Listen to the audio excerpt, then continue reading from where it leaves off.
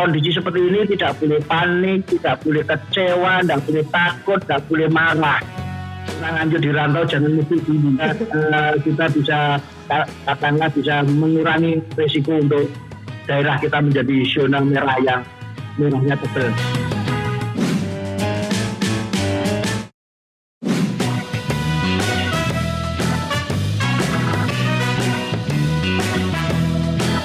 Halo, apa kabar sahabat Tatap Muka? Ketemu lagi dengan saya Panji Jonathan di program yang luar biasa ini. Kita akan berbicara, ngobrol-ngobrol dengan orang-orang yang luar biasa. Dia bukan dari kota Jakarta, tapi kita akan jalan-jalan ke kota lain di Jawa Timur. Kenapa kita jalan-jalan dan ada tools yang seperti ini? Karena kita tidak bisa bersentuhan, bertemu secara langsung. Kita terbatas dengan adanya pandemi COVID-19 ini. Dan langsung saja kita akan ngobrol dengan Wakil Bupati Nganjuk, yaitu Bapak Jumadi.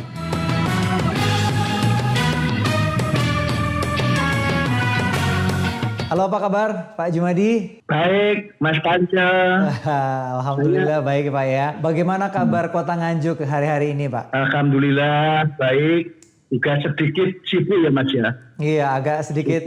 Karena Nganjuk ini kan sudah termasuk zona merah di Provinsi Jawa Timur. Sekarang ini Mas, kondisi Kabupaten Nganjuk itu kan yang 5 positif, yang PDP-nya itu 16, terus kemudian ODP-nya itu 32. Kondisi di sana seperti apa saat ini Pak? COVID-19 ini kan bagi masyarakat itu kan jujur aja kan timbul ketakutan. Iya, kekhawatiran ya Pak? Ini yang fakta Mas ya, fakta. Maka pemerintah daerah punya tugas utama bagaimana kita memberikan informasi yang sejujur-jujurnya, sebaik-baiknya, sehingga penyakit atau orang yang kena atau yang sudah positif COVID-19 ini bukan aib, juga bisa disembuhkan. Ya. Ini untuk mereka yang sudah positif. Okay. Bagi masyarakat, kita juga jangan panik, jangan takut. Yang penting tetap waspada. Penanganan ODP dan juga PDP seperti apa di Kota Nganjuk sini sendiri Pak? Memang kalau yang positif kita rawat di rumah sakit. Terus kemudian yang PDP yang sudah berumur atau sudah tua atau mungkin dia yang punya potensi penyakit lain, komplikasi, misalnya ada darah tinggi, ada jantung, ada paru-paru, kita juga rawat di rumah sakit. Tapi mereka yang PDP yang sehat, kita harap untuk isolasi mandiri, Mas. Kalau ODR kita banyak, Mas. Sekarang ini kan sudah utamanya masyarakat Nganjuk yang dirantau, itu kurang lebih 11.000 yang sudah pulang gitu.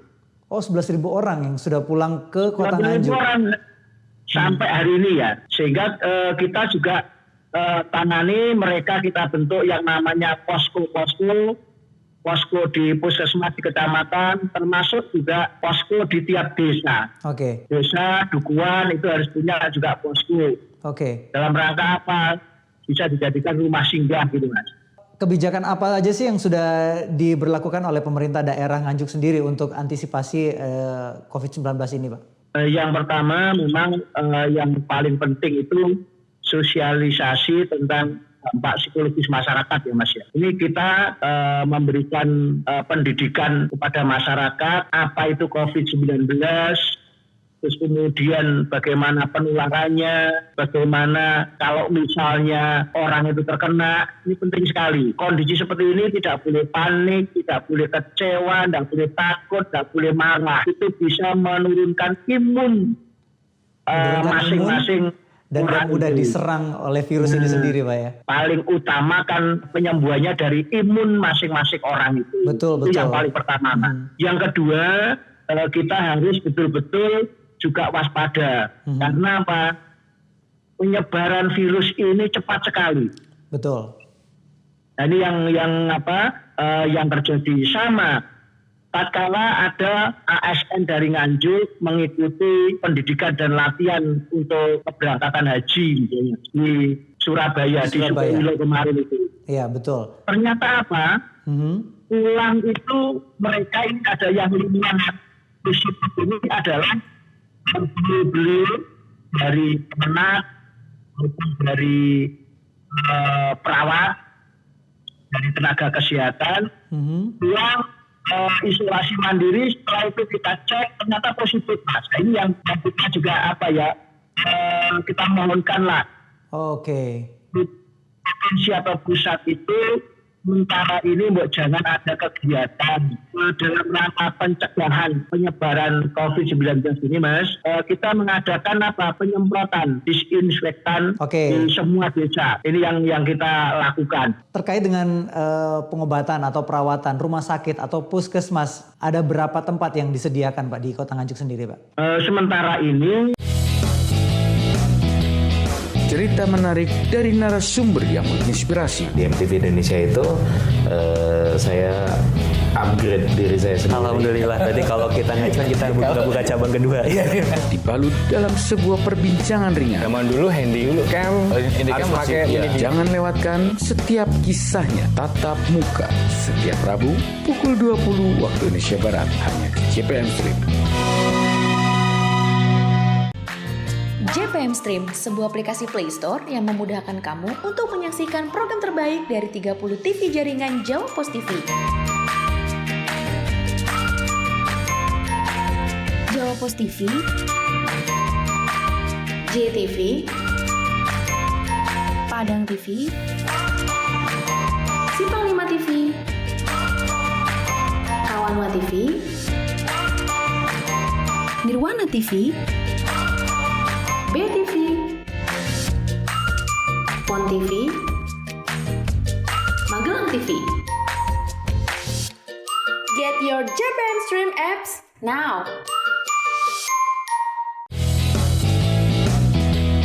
Cerita menarik dari narasumber yang menginspirasi. Di MTV Indonesia itu saya upgrade diri saya sendiri. Alhamdulillah. Berarti kalau kita kan kita buka cabang kedua. Dibalut dalam sebuah perbincangan ringan. Zaman dulu handycam harus pakai ini. Jangan lewatkan setiap kisahnya tatap muka setiap Rabu pukul 20 waktu Indonesia Barat hanya di JPM Stream. Kita sediakan yang di rumah sakit itu kurang lebih 20-an, Mas. Siapa lagi 10, 30-an.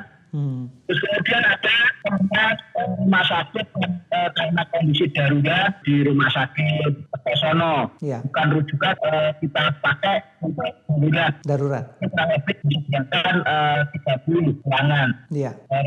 Tempat isolasi. Terus kemudian kita tambah lagi karantina di salah satu gedung kita, gedung Balai Budaya Empu Sendok. Jadi ada kepala luas, nanti kita pakai untuk karantina.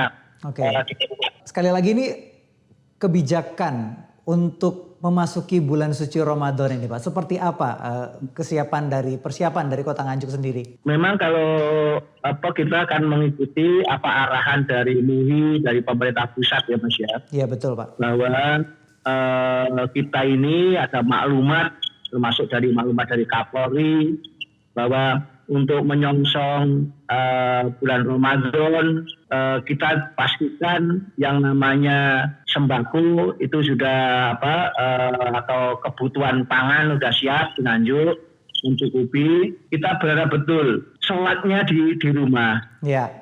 Terus kemudian belajarnya di rumah, puasanya juga di rumah. Kita berharap seperti itu. Jangan katakanlah ikut kegiatan-kegiatan masyarakat yang diisi mengumpulkan massa. Yang paling penting, Mas. Penyebaran COVID-19 itu di kerumunan massa itu. Ya kita berharap seperti itu. Betul. Yang penting bisa bijak aja, Pak ya. Jangan pulang dulu dah, jangan mudik dulu dah. Betul Pak. Kalau saya sih setuju aja Pak, jangan mudik dulu karena kasihan juga mungkin orang di rumah sehat tapi pada saat kita pulang kita membawa penyakitnya, kita nggak tahu juga gitu Pak ya. Ini ada satu pertanyaan lagi Pak, apakah ada sistem rapid test atau uji kesehatan lagi Pak di Kota Nganjuk? Memang kita juga ada katakanlah untuk memfilter ya Mas ya. Memfilter seseorang itu kan yang pertama kita pakai termogan itu, pakai tembak itu. Yang kedua kita pakai rapid tes itu. Iya. Cuma kalau rapid test itu kan juga tingkat akurasinya kan juga belum ya Mas ya. Iya, betul. Karena kalau rapid test itu kan untuk melihat bagaimana antibodi seseorang itu ya. Iya. Jadi bukan untuk katakanlah di rapid test itu positif, belum tentu orang itu juga positif corona atau positif COVID-19. Yang paling penting juga itu pakai PRC itu. Iya. Swab air liurnya itu yang paling penting. Iya. Termasuk swab itu yang di PRC itu juga paling tidak ya 2 kali tes. Baik Pak, ini terakhir Pak, untuk sebagai seorang wakil rakyat, boleh sampaikan pesan-pesan untuk para masyarakat mungkin sebagai himbauan supaya kita benar-benar menjaga supaya penyebarannya tidak semakin bertambah dan semakin meluas. Gitu. Terima kasih untuk himbauan kepada masyarakat Indonesia, Jawa Timur, khususnya masyarakat Nganjuk, untuk pencegahan penyebaran COVID-19 ini kuncinya hanya satu, yaitu apa? Disiplin, disiplin, disiplin. Disiplin tentang apa? Yang pertama, jangan sampai hindari betul sementara untuk salaman.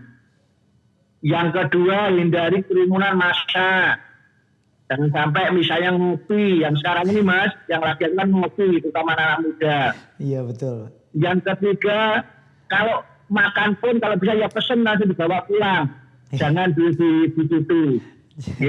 Terus kemudian yang berikutnya, selalu pakai masker utama.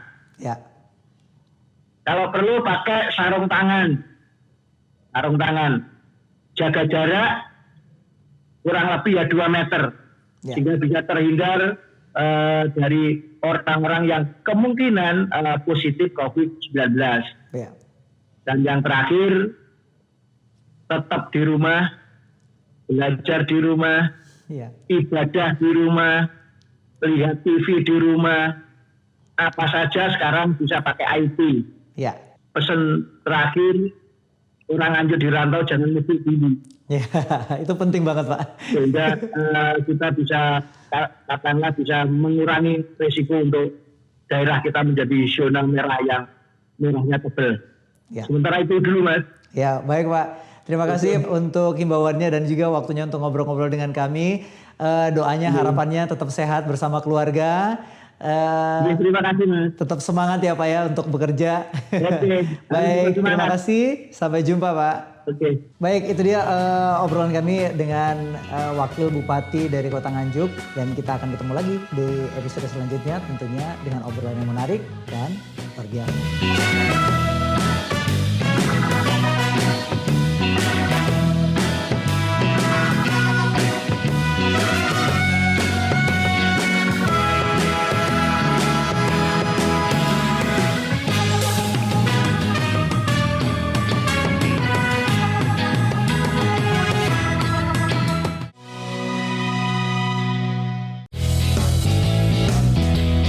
Cerita menarik dari narasumber yang menginspirasi. Di MTV Indonesia itu saya upgrade diri saya sendiri. Alhamdulillah. Berarti kalau kita naik kan kita buka cabang kedua. Dibalut dalam sebuah perbincangan ringan. Zaman dulu handycam harus pakai Ya, jangan lewatkan setiap kisahnya. Tatap Muka setiap Rabu pukul 20 waktu Indonesia Barat hanya di JPM Stream. JPM Stream, sebuah aplikasi Play Store yang memudahkan kamu untuk menyaksikan program terbaik dari 30 TV jaringan Jawa Pos TV. Jawa Pos TV, JTV, Padang TV, Simpang 5 TV, Kawanwa TV, Nirwana TV, BTV, Pon TV, Magelang TV. Get your JPM Stream apps now. Cerita menarik dari narasumber yang menginspirasi. Di MTV Indonesia itu saya upgrade diri saya sendiri. Alhamdulillah. Berarti kalau kita next kan kita buka cabang kedua. Dibalut dalam sebuah perbincangan ringan. Zaman dulu handycam harus pakai mini. Jangan lewatkan setiap kisahnya tatap muka setiap Rabu pukul 20 waktu Indonesia Barat hanya di JPM Stream.